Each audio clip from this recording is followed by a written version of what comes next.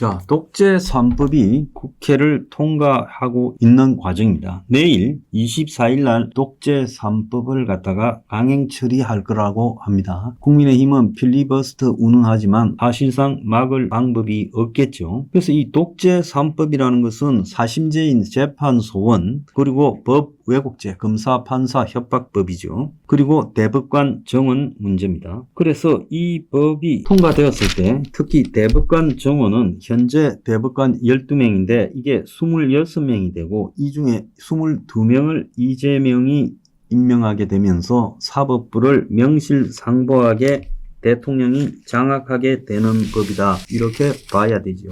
그런데 이런 와중에 지금 이재명 지지율이 58.2 리얼미터 조사로서요. 그래서 4주 연속 상승해서 침초 잠깐 빼고 최고 지지율을 기록하고 있는데 그 이유가 코스피 6천에 육박하고 있는 주식 상승과 또 다주택자 대출 규제, 부동산 정상화 의지, 즉 부동산 때리기가 작용하고 있다. 두 가지 때문에 이재명의 지지율이 폭등하고 있다, 이렇게 말을 합니다.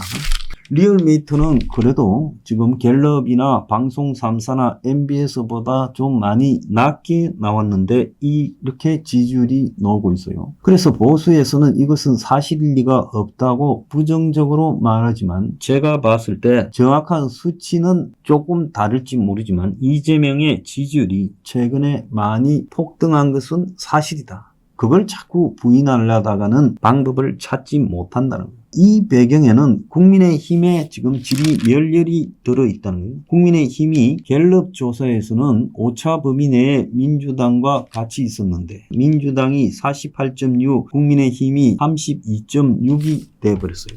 갤럽 조사에서는 거의 더블 스코어로 지고 있는 양상이 나타나죠.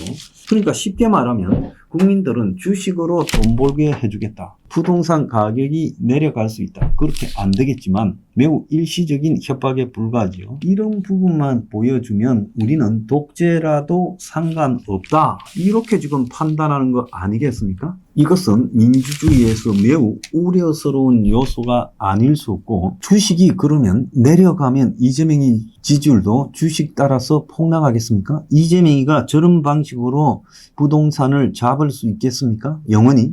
일시적으로 이재명이가 지금 시장을 협박해서 그것이 먹혀드는 것처럼 보이지만 이재명식의 주택 공급이나 임대주택 공급이 부동산 해결책이 될 수 없고 문재인 노무현 때 했던 방법과 똑같은 거라. 그래서 근본적인 해결책이 아니라 겁을 줘가지고 지금 가격을 끌어내려 보겠다, 매물을 시중에 나오게 하겠다, 다주택자 똘똘한 한 채, 거주하지 않고 있는 똘똘한 한 채, 이런 것은 별로 의미가 없다라고 저는 보고 있습니다. 그런데 국민들이 저렇게 돼버린 원인 중에 하나는 다른 부분에 있다, 저는 그렇게 보고 있어요. 그것은 뭔가 하면 주말에 엄청난 비난 요인의 하나가 윤선고 이후에 장동혁이가 곧바로 수골 마이웨이를 가겠다고 선언했다라는 게 기사들이 폭주했습니다. 그래서 국민의힘 안에서는 다들 넛을 놔버렸고 될 대로 되라라는 포기하는 상태로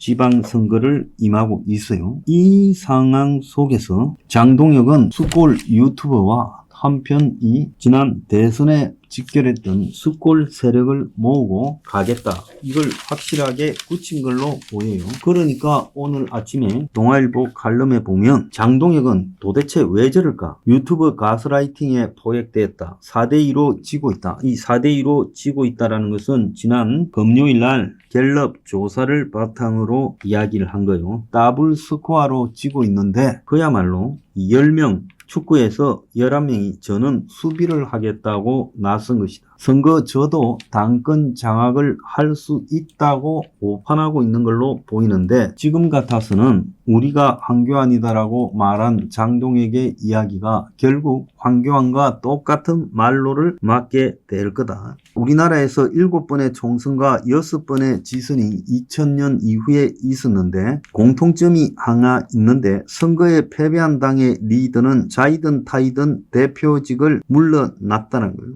그래서 보수 정당도 지금 2010년 정몽준, 2016년 김무성, 2018년 홍준표, 2020년 황교안, 2024년 한동훈 모두 그랬다는 거예요. 그래서 사퇴해놓고 얼마 있다가 다시 복귀한다라는 꿈을 꾸는 것, 그건 정말 어리석다라고 말을 하고 있습니다.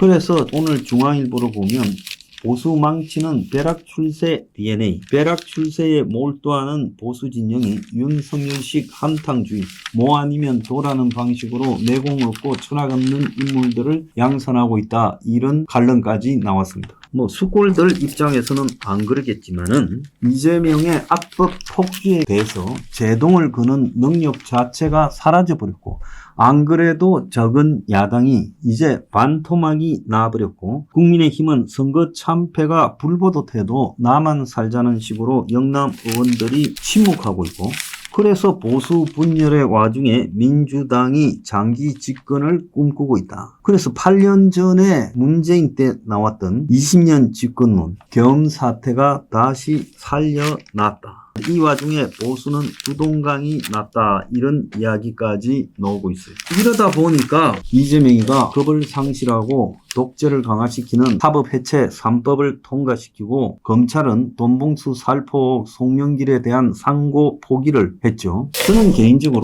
이재명의 적은 이재명 개인이지 이재명이 하는 정책의 파장이지 야당은 이재명을 막을 수 있는 변수가 되지 못한다고 봅니다. 그러면 야당이 이재명을 막지 못한다면 이재명의 앞길은 누가 막냐? 그것은 주식 비중이 높은 20, 30대에서 이재명이 지지율이 올라갔고, 부동산 선호가 높은 40대, 60대에서 부동산에다가 주식까지 이득을 보면서 중산층이 지지를 보내고 있고, 일부 부동산 투기 상류층 같은 경우에는 등을 돌리고 있을 거라 보이지만은, 이 쪽수로 보면 이재명을 지지한다는 2030이나 4060이 많이 늘어나고 있는 것은 사실이고, 자산 규모가 큰 사람들일수록 이재명 시대에 자산을 늘리고 있다는 효과에 바로잡혀 있는 걸로 보여요. 그러면 이재명은 주식이 내려가게 되면 지지율도 따라서 내려간다.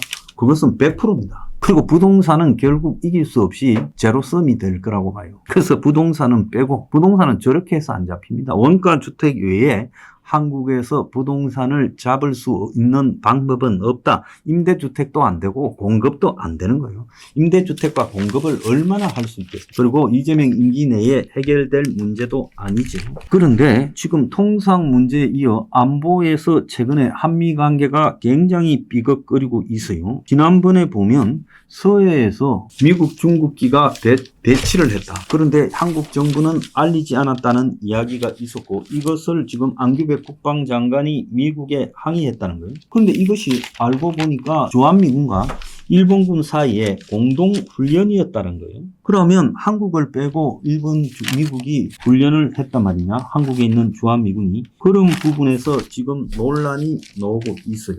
그 논란의 핵심은 뭔가 하면, 한미일 삼각 훈련을 하자니까 한국이 공중연합훈련에서 일본은 빼고 하자고 미국 측에 이야기를 했다는 거예요. 그리고 이게 잘 안 된다면 훈련을 갖다가 좀 연기하고 규모를 축소하자, 이렇게 말하는 것으로 보입니다. 그래서 미국은 일정을 수정할 수 없다라고 말을 하면서 한국의 제안을 거절하고 해당 훈련 일자에만 가능하고, 그냥 한국이 못할 것 같으면 빠져라. 미국하고 일본 우리 둘이 할게, 이렇게 말했다는 거예요. 그래서 이것은 한미 간에 심각한 군사 동맹에서의 균열이 등장한 것이다, 이렇게 지금 해석이 되고 있습니다. 역사상 이런 적이 없었고, 이것이 어떻게 해석되는가 하면, 서해상에서 한국 공군 없이 대규모 독자 훈련을 주한미군이 했다. 그리고 한국에 알리지도 않았는데 그 배경을 보면 미국의 제안을 한국이 일본 빼자고 말했고, 미국이 거절하며 너는 빠져라, 우리끼리 하겠다라고 됐다. 그래서 결국은 주한미군이 대북 억지력이 아니라 중국을 억제하는 부분에 자발적으로 우리는 그렇게 행동하겠다고 실력 행사를 한 걸로 보여요. 그래서 이것이 앞으로 한국 정부의 통보 없이 지속될 거라고 봐야 될 거고, 이례적인 부분이 아니다는 거예요.